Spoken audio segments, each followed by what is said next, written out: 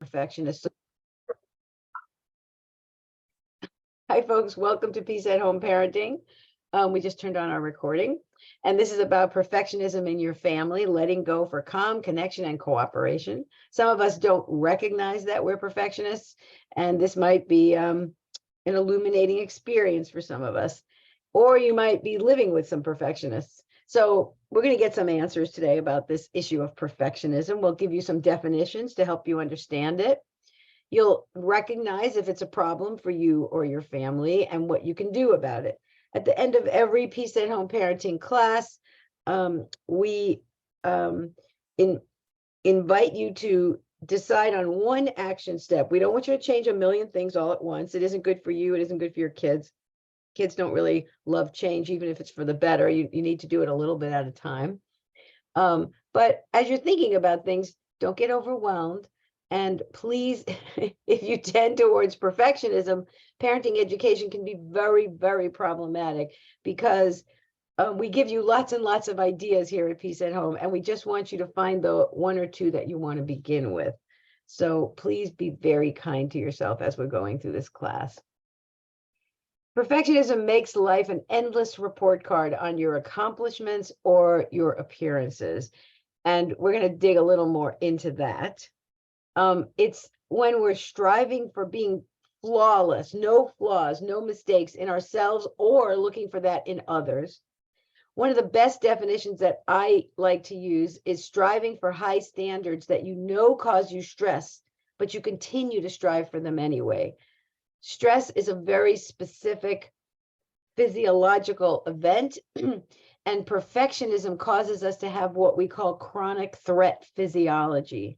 And we have a couple of classes on that, and we'd love to tell you more about it, but it's not good for your body or your brain. You might not be a perfectionist when things are kind of going along, but sometimes if things, if there's difficulties or problems or barriers or challenges, then your perfectionism can hit into gear. It can be like a stress response.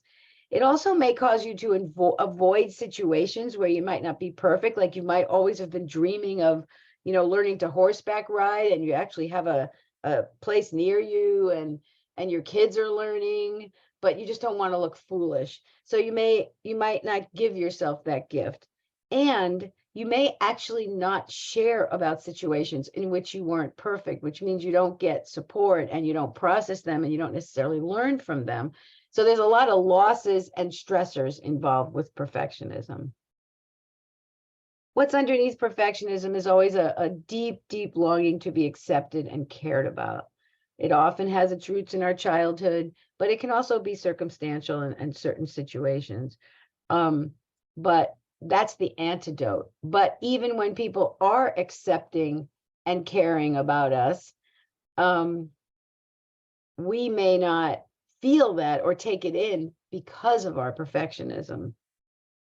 Some of the signs are unrealistically high standards and expectations and goals for ourselves and others, quickly finding fault in ourselves and others, being very critical of mistakes in yourself and others, elaborate, detailed to-do lists, agonizing over tiny details. God, I fall into that one. Procrastinating because you're afraid to do things imperfectly, being really cautious and thorough in tasks, difficulty accepting compliments and positive feedback, not really being able to authentically celebrate success because you never feel like you did it good enough, not really experiencing pleasure or joy in your accomplishments unless you feel like you're judging yourself or others are judging you as perfect. It also means that you might be looking to specific people or organizations to validate you and approve of you. And you may fear that if I give up being perfectionistic, I'm going to be sloppy or mediocre or unmotivated. So thinking about these things, I want you to ask yourself, do you consider yourself a perfectionist? So you're thinking about all those characteristics. Are you pretty sure you're not a perfectionist? Maybe you're with somebody and that's why you're here. Maybe you're a perfectionist. Maybe it's likely you're a perfectionist. Maybe there's no question about it, or you just don't even want to think about this. It's too awful. We'll give you a minute. We're pretty evenly divided. It looks like there's about a third of that's no question about it. A quarter of us are not perfectionists, and the rest of us are somewhere in between. Wherever you are, I think there's going to be some valuable material for you, since if you're here and you're not a perfectionist, you may be living with one. Any questions or comments before we go forward? Put them in the chat, raise your hands. We really, really, really love to hear from you.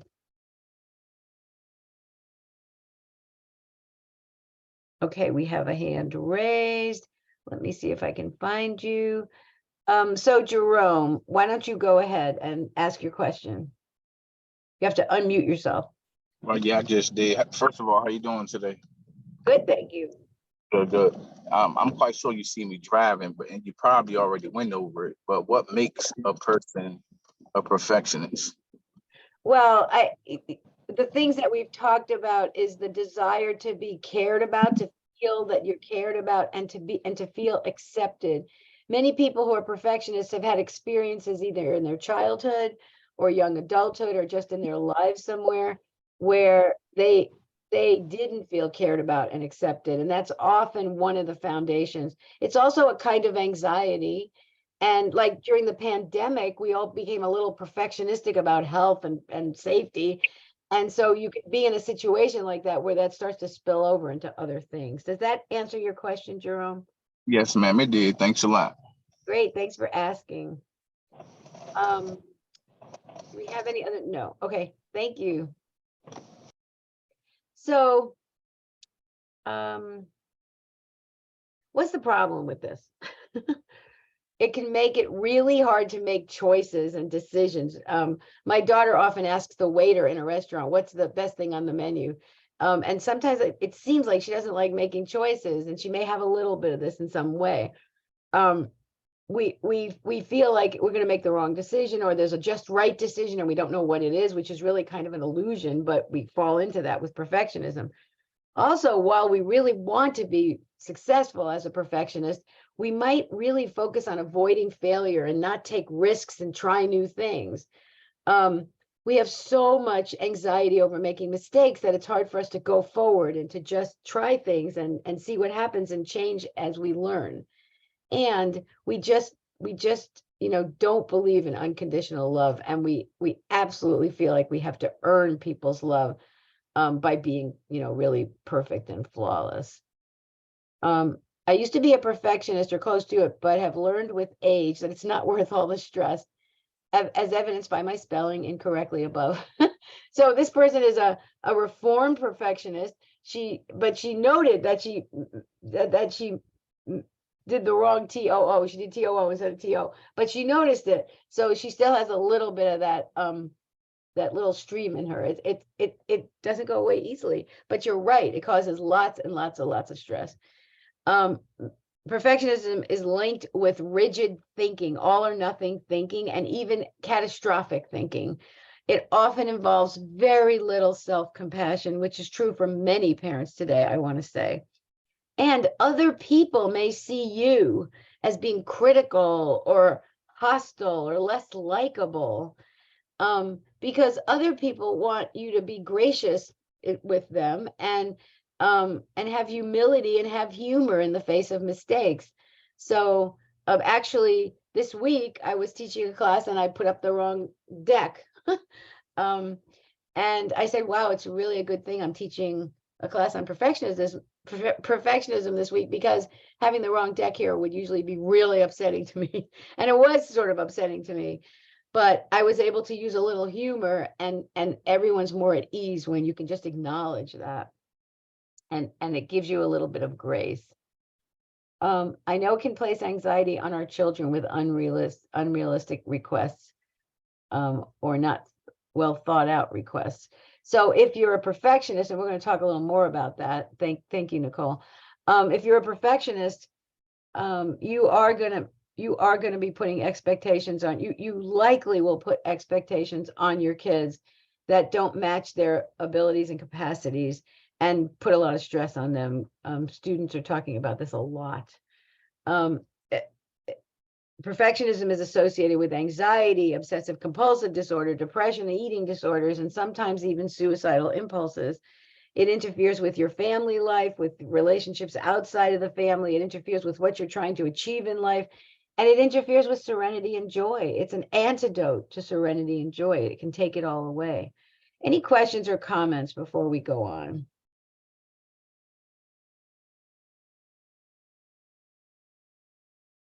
So let's talk about trying to be a perfect parent. Now, I did this because when I was raising kids, I was studying parenting and teaching it. Here's some indicators that you might be trying to be a perfect parent, which is a stressor for your kids, no question about it. Do you often second guess your parenting, like criticize yourself or watch yourself parent and say, oh, I could have done that better, or watch other parents and compare yourself to them? Do you blame yourself when your child struggles or doesn't succeed at something? Do you think, oh, it must be about me? Do you sometimes compare yourself or your children to other families and feel like you just don't measure up and always comparing yourself? I hear this from parents all the time. They describe other families and wish they could be like that. Do you sometimes beat yourself up and feel like you don't do enough for your kids, even though you're already doing plenty? If you're sitting at this parenting class, you probably care deeply about your kids. So do you sometimes just say, oh, I went out with friends last night, I should have been home with the kids? Or, when you do things for yourself, do you feel like guilty?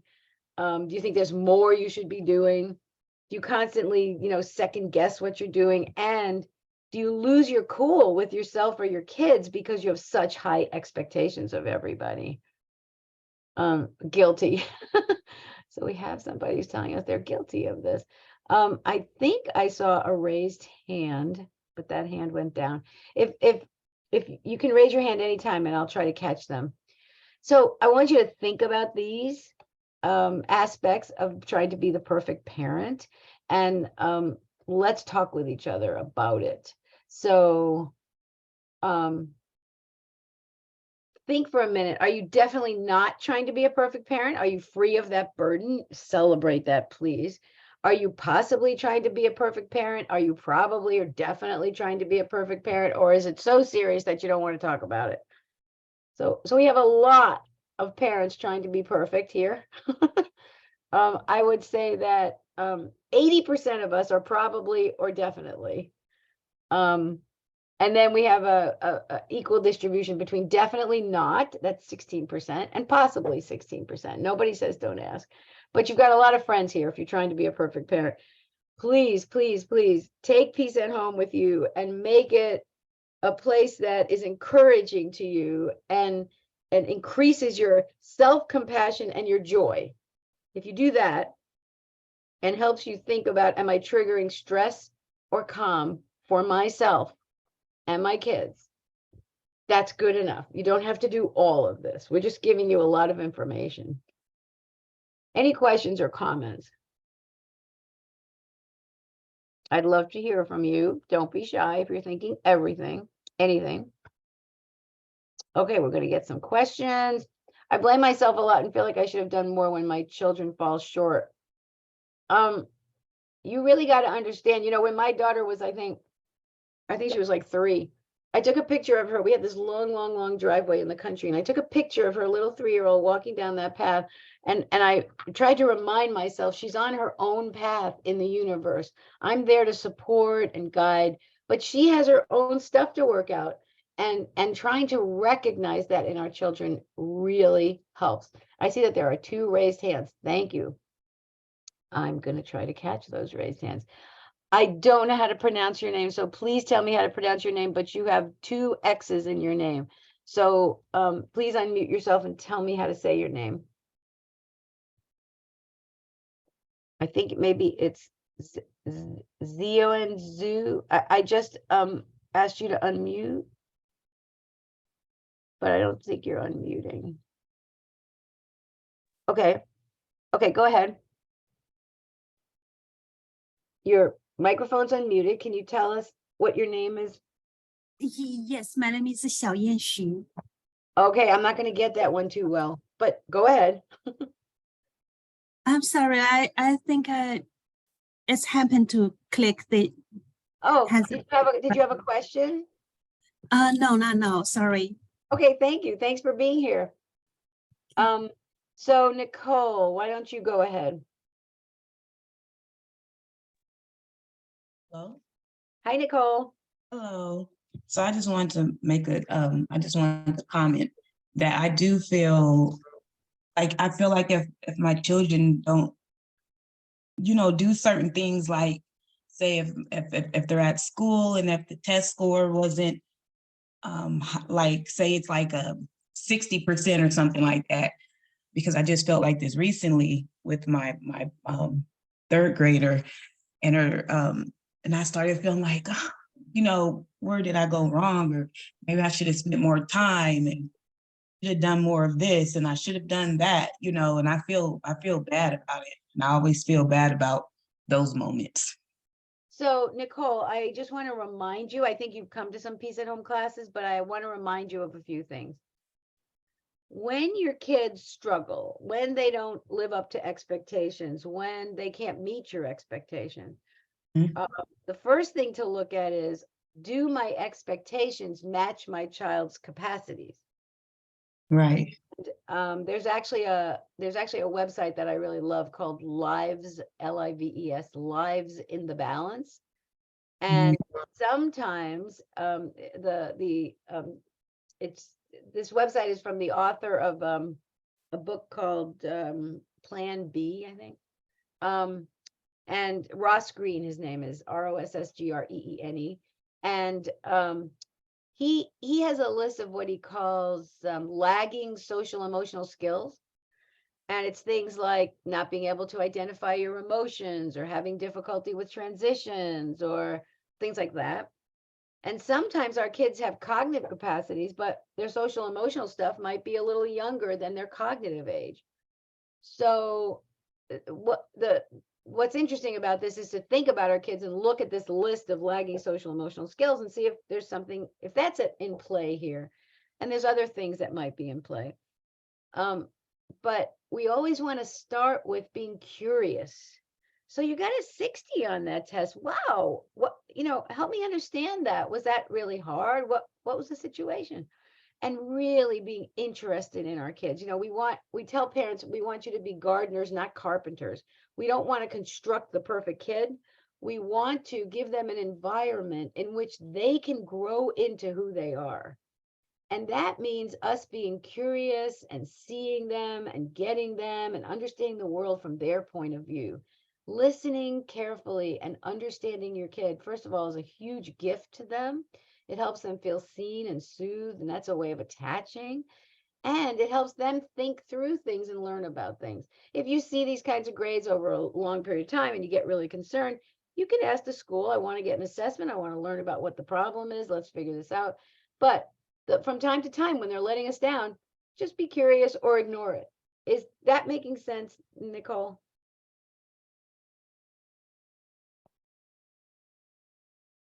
Did I answer your question or respond to your comment? You're unmuted, Nicole. Oh, hello. Can you hear me? Yes. Oh, I was texting.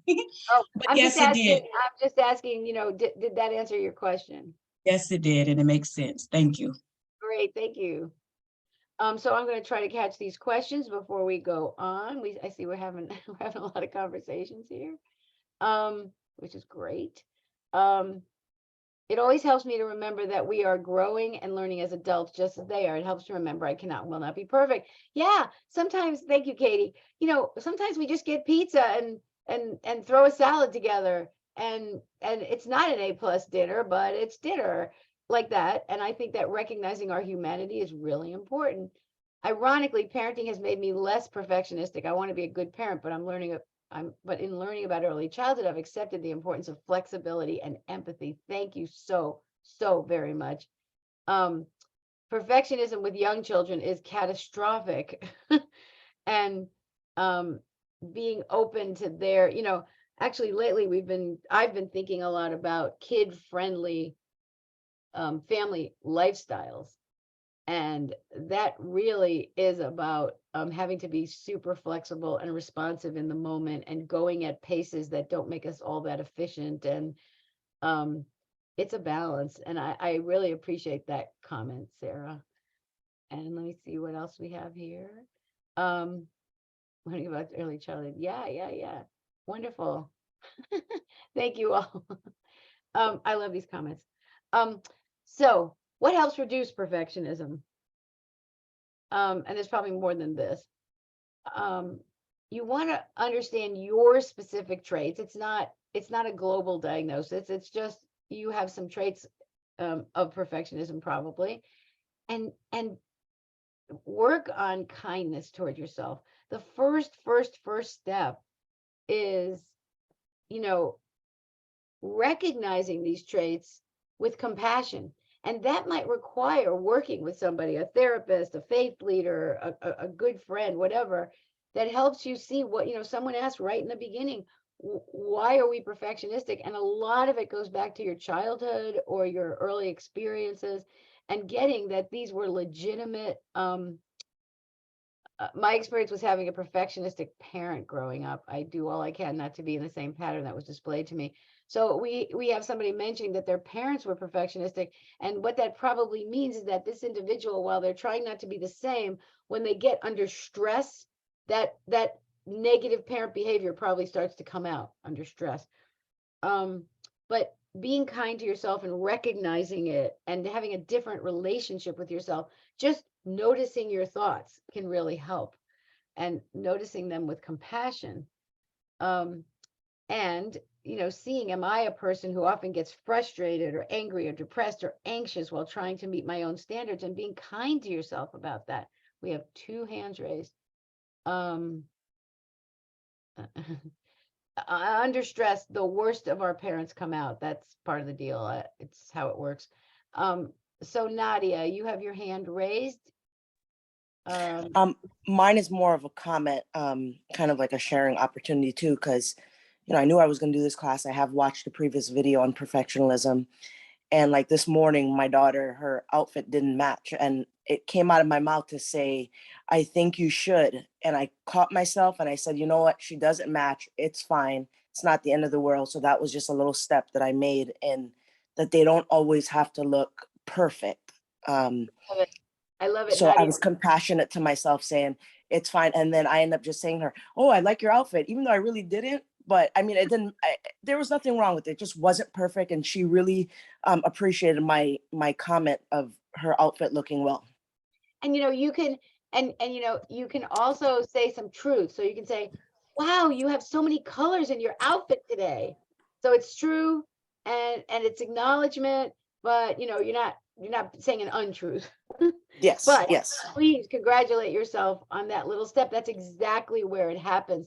And honor that little person in you who feels like you have to look just right to be accepted. That that's a real experience that you have, and you believe it. There's a wonderful, amazing new book that's extremely long called The Myth of Normal by Gabor Mate, M-A-T-E with an accent over the E. And he talks about how we all construct these false selves in order to live up to our parents' expectations. And part of getting healthy is deconstructing these false selves. I always have to look good. I always have to sound good. And, if you mix this up with all of the prejudice and racism in our culture, where people are experiencing this in so many settings, on just by the virtue of their culture or color of their skin or their gender orientation, then that compounds it, because I have to overcome all that to be accepted, and all of those things complicate this enormously. So I really appreciate your comments. Nicole, you had a comment. Why don't you go ahead? Thank you, Nadia. Oh no, I was just saying right on to the mom who did that. Thank I you. I can relate. Yeah. Thank you, Nicole. We have to put our hands down. Somebody has to put the hands down. I don't know how to do. I mean, I can't figure out how to do that today. So we might have the traits that other people are telling us that our standards are too high, and recognizing that. Sometimes we might have difficulty finishing tasks or meeting deadlines or trusting other people, and we do everything because we have to have it perfect. Or we have trouble just doing things spontaneously because I didn't take a shower or I'm not dressed the right way, and we just miss out on life. So noticing these with compassion is a first step. Some tools to reduce perfectionism is to apply realistic thinking. And that means noticing your critical thoughts and replacing them with more realistic and helpful statements. And I have to tell you, as a grandmother, I have a biological daughter, a stepson, and a foster son. So I'm involved with all those grandchildren. And watching my kids grown up being parents, you can begin to imagine all the opinions I have about their parenting. And I have to constantly just pull back and say, okay, you think they should be doing this, you think they should be doing that. I do this all the time. It takes the joy out of, being with them and being happy with them. And it takes the joy out of life. And if I can replace it with recognizing no one is a perfect parent, I'm lovable just the way I am. It's natural to make mistakes and I can learn from them. My kids can learn from them. And it's not my job to impress everybody or keep them happy. I don't have to fix my grandchildren's problems. I don't have to fix my children's adult problems. And I don't have to make them perfect parents. Wherever your Achilles heel is, you want to start, I'm lovable just the way I am is probably the most core one for most of us, I want to say. It also helps to look at things from another person's point of view. So think of a friend who seems more relaxed, more spontaneous, more joyful, and think about how might they think about this situation. And if I were my own close friend, what would I be telling myself right now? And sometimes that can get you out of your negative thought pattern. And asking yourself the big questions, does this really matter? This issue I'm concerned about, like mom, Nadia said, I think it was Nadia, who said, does it matter that our clothes don't match the way I think they should? What's the worst that could happen? If the worst happens, can I survive it? And is this going to matter tomorrow, next week, or next year?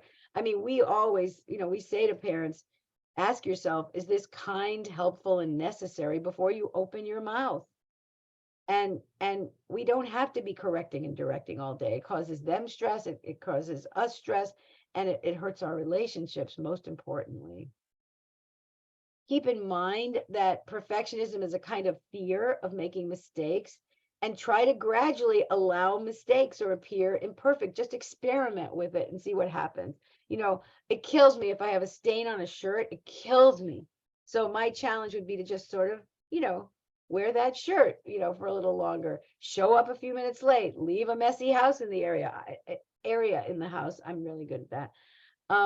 Allow silences to occur in conversations. Don't just fill in, let there be space. Lose your train of thought during a presentation. My dog is scratching at the door. Here's some imperfection for you. There it is, an imperfection presentation, an imperfect presentation. Talk with support people in your life about what are realistic standards. Think about like homework and all those pain points in your family. How can I do this differently that isn't so perfectionistic? Get support about it and practice a little bit at a time. Recognize your traits, be kind to yourself, apply realistic thinking, look at things from another person's point of view, and change your behavior by addressing your phobia, practicing imperfect behavior, and keep trying it again. I want to catch this chat. Okay. So changing standards doesn't mean having no standards. It means having realistic standards. So one of the things you can do is reflect on, what are my expectations? Ask your kids, what do you think I expect from you? And listen to how they've taken it in. And look at what do I have to change in order to have realistic standards about family life, about your physical and mental health, about leisure time and joy? Make a list of pros and cons about changing your standards, and talk with other people about it. Find people you can talk to. And make friends with mistakes and feedback. Ask for feedback often and ask for how you can do things better. Ask so people can tell you. That gives you, opportunities to learn. It gives you the necessary steps to be successful. If you're not getting authentic feedback from the people around you, you can't really achieve success. It's essential to being human, and it's essential to happiness and serenity. I'm going to talk about happiness, and I'm going to talk about pleasure and happiness if I have time, because I think it's a piece of this perfectionism. So we just talked about a lot of action steps. I don't want you to run out and try to do them all. But are there action steps that might work for you? Maybe you're not a perfectionist. You can tell us that. Or maybe you want to start by just recognizing your traits. Maybe you want to start by trying to inspire some realistic thinking. Maybe you want to look at life from a friend's point of view or a family member's point of view. Or maybe you want to try practicing some mistakes and see what happens. Be a little scientist and try practicing some mistakes. We'll give you another minute to tell us. About half of us want to apply realistic thinking, and then about 30% want to start by just recognizing your traits, and then we're evenly distributed. Thank you. Nobody said they're not a perfectionist, but maybe those people aren't answering. Thank you. Any questions or comments? If you're having some light bulbs go off, you can put it in the chat. Sometimes we may be having perfectionistic expectations of our kids, and you've already started to anticipate this. But here are some signs that you may have perfectionistic expectations for your kids. It's very important that your expectations for your kids match their developmental stage, their social emotional development, their cognitive development, and what's realistic for your kids. When you don't, you're causing stress in them and yourself and a lot of conflict. If you have difficulty watching your kid doing something that they're struggling with, or they don't do well, or they don't do it your way, that can be a little leaning towards perfectionism.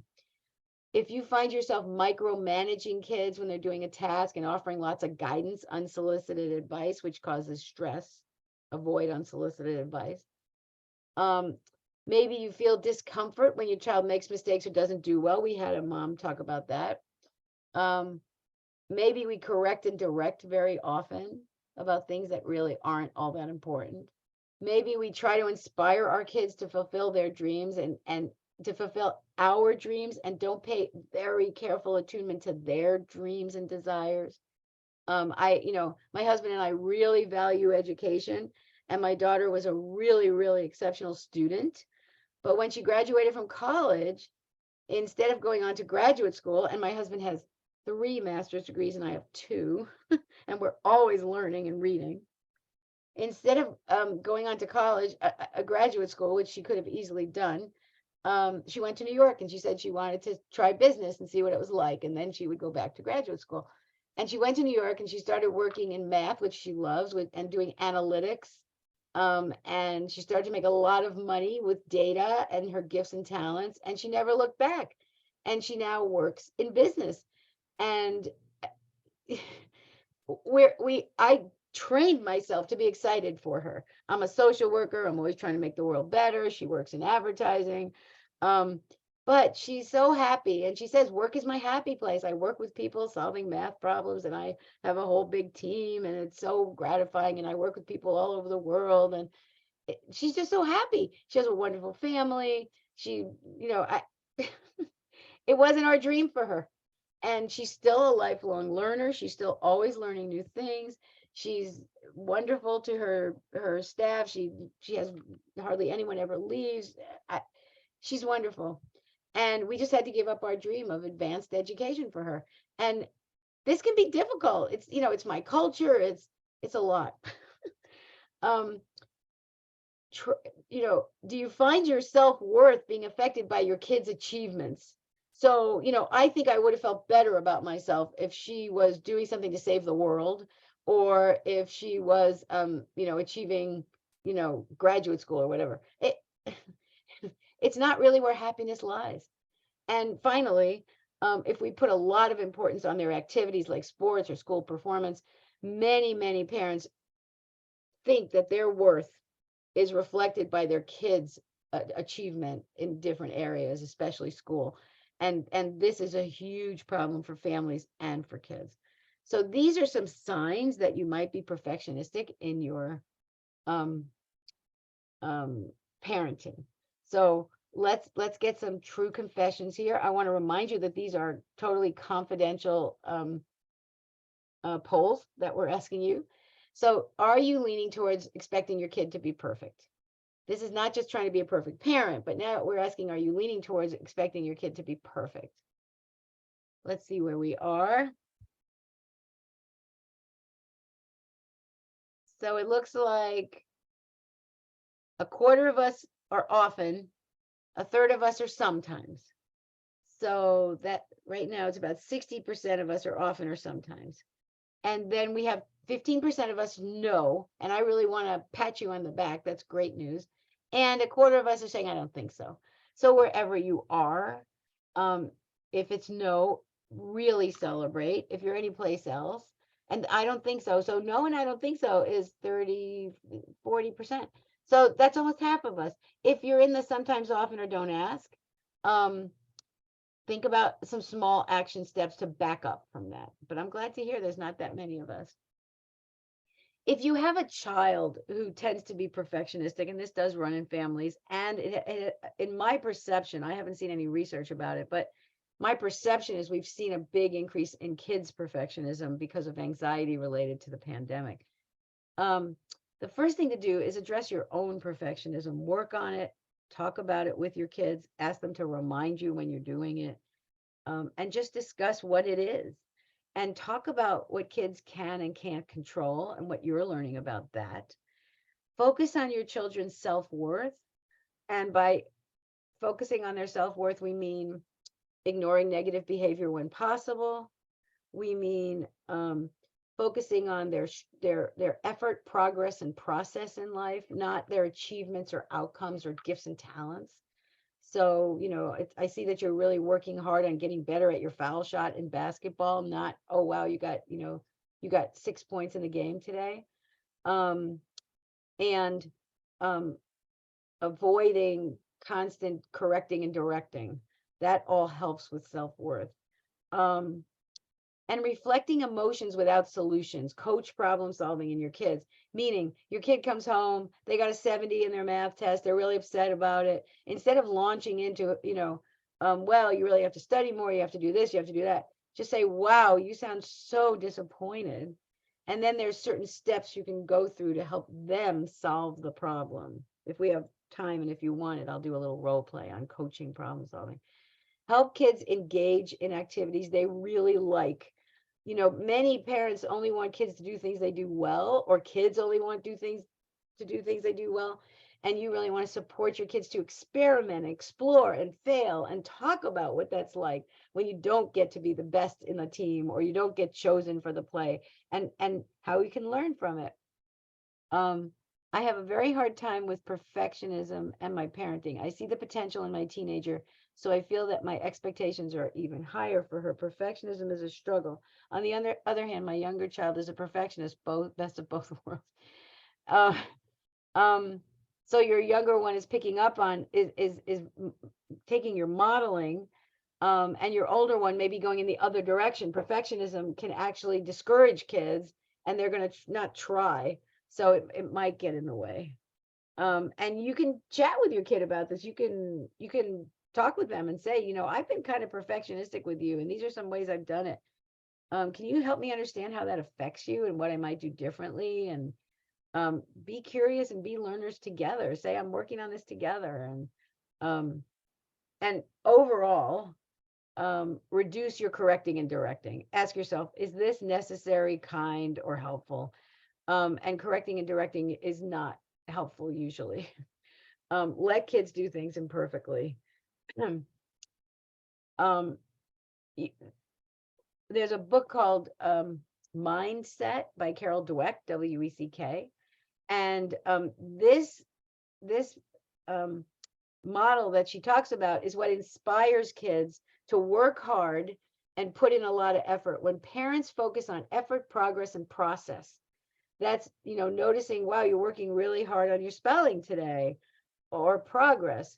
I see that you were able to pass all your math quizzes this semester. That's amazing. Last year you were having real trouble with that. That's a lot of progress. And process. Your kid comes home with a 95 on a book report, and you're going to say, how did you do that? How did you achieve that 95? What did it take? You're going to be curious about their process when they succeed.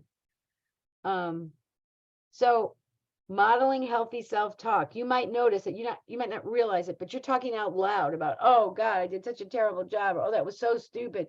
You might be doing this all the time, and this is affecting them. So model how you talk to yourself to reduce perfectionism. Also monitor your expectations and regularly be curious about your children's goals and dreams, what they hope to get in a class this year, what they hope to learn in that subject this year, what they want to achieve when they leave school, all that stuff. Share stories of your own failures without blame or shame. Talk about what you learned. Talk about what you do differently now. Teach and model coping skills, mindfulness, brain calming, physical activity, joy. Share joy and playfulness often. In our culture right now, families are having a very hard time focusing on joy and playfulness. Playfulness is, it isn't just playing a game, which is that also, but it's just being silly or laughing, and that actually calms your brain. It calms your kid's brain. It prepares the brain to learn new things.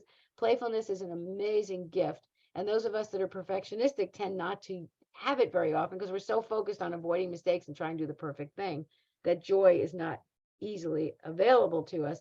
And kids are looking to you to signal safety about the world.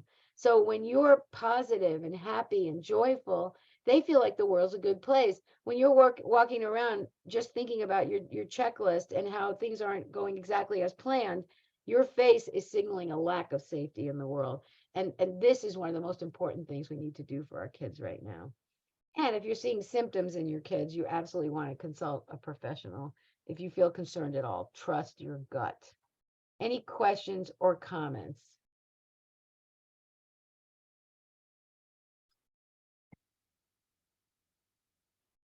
Okay.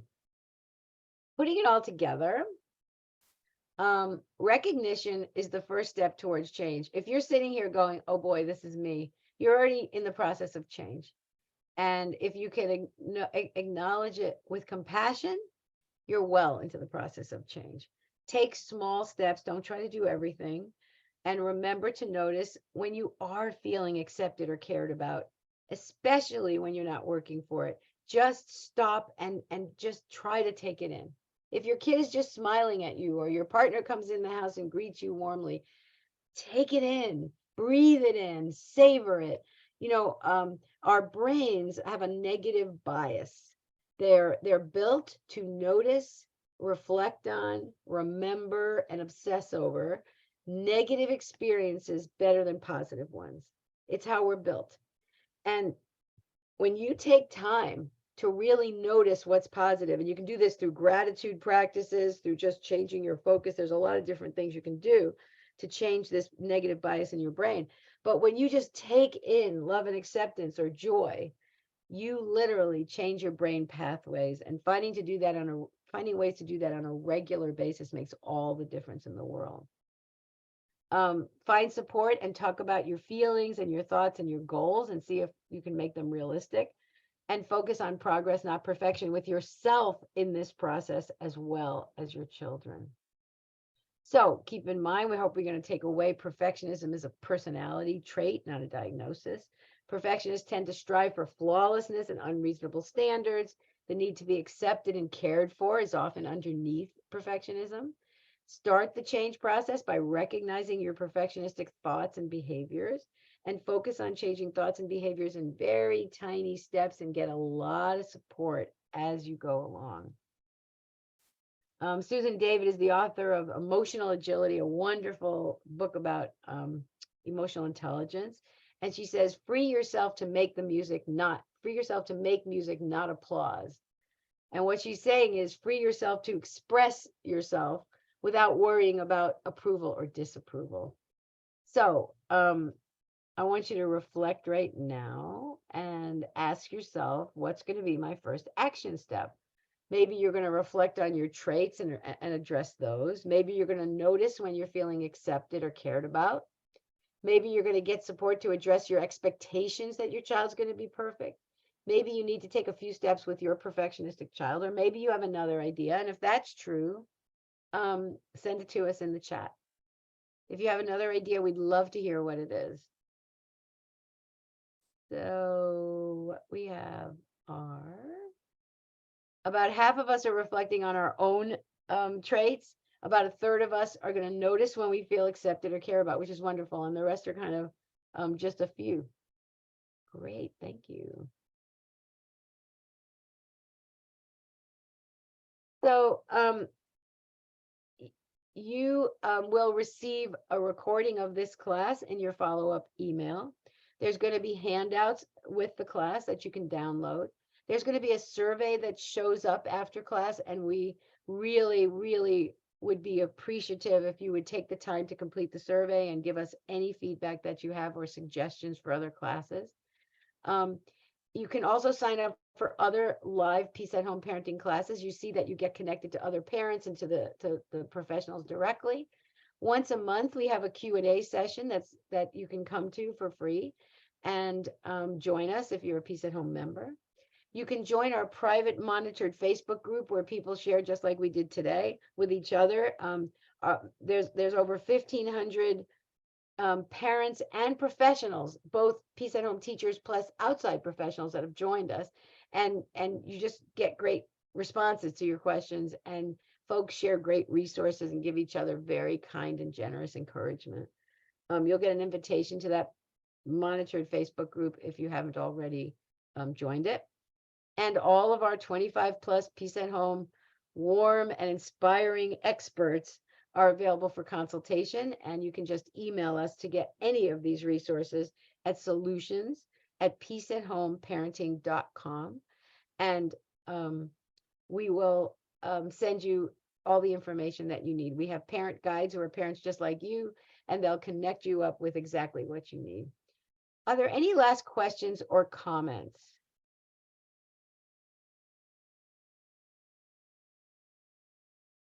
So what I'm going to do is end the recording and in a minute, and I will stay on in case there's any questions that want to come up without the recording. And I want to thank you all for being here today. Perfectionism is near and dear to my heart, as you can tell. And I would love to hear any challenges or success stories at the Facebook group or just through email in any way. Because we love to hear your follow-up and how you're applying all this. So I'll stop the recording and I'll stay on to see if there's any last questions. Thanks for being here.